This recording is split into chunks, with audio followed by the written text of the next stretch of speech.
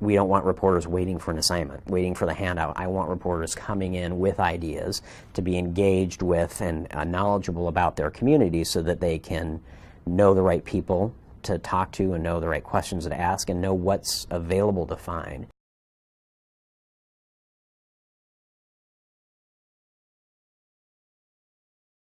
I don't think investigative in particular is a word that excites some people, and I think it probably creates anxiety for others.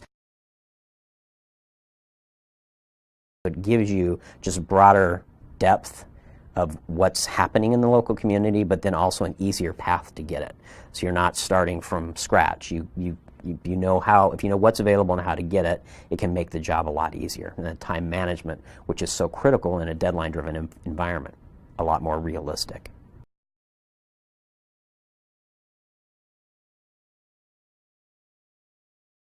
I think the key is, just like if you're talking to a source, backgrounding and verification and double sourcing and things like that. So with computer-assisted reporting or advanced search, going to a source that's verifiable, so if it's a government agency or if it's a corporation, and you're finding a document posted by that organization, it's automatically verified. So it's not enough in and of itself to perhaps start the story and publish on it in and of itself, but it's a great foundation to get you started.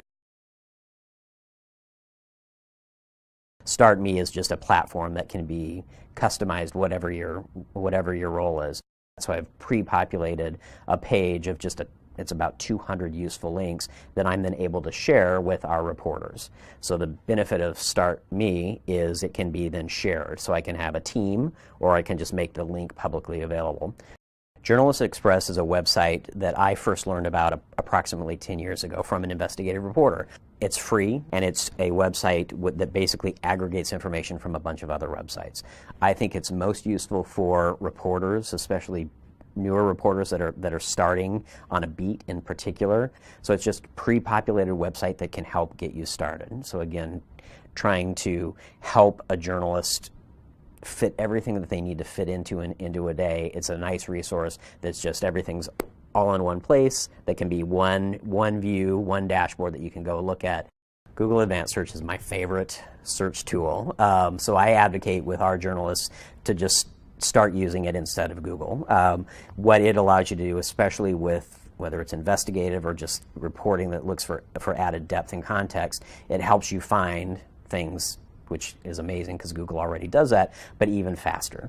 I like to start searches wide and then get narrow. So depending on what you're looking for, it allows you to go specifically to a website. So whether it's a government website or a company website, you can search for a specific piece of information on a specific website, but then you can also search for a specific file type. And what's fun about that search is it often also leads you to a bunch of other documents that might be the genesis for another story idea. If you're a reporter, we want you to report. We don't want you to just react. So having the ability to add context is fundamental. Whether you label yourself investigative or general assignment, context and facts and just understanding more about what the genesis of a story is and what can make the story itself more well-rounded, I think is very important.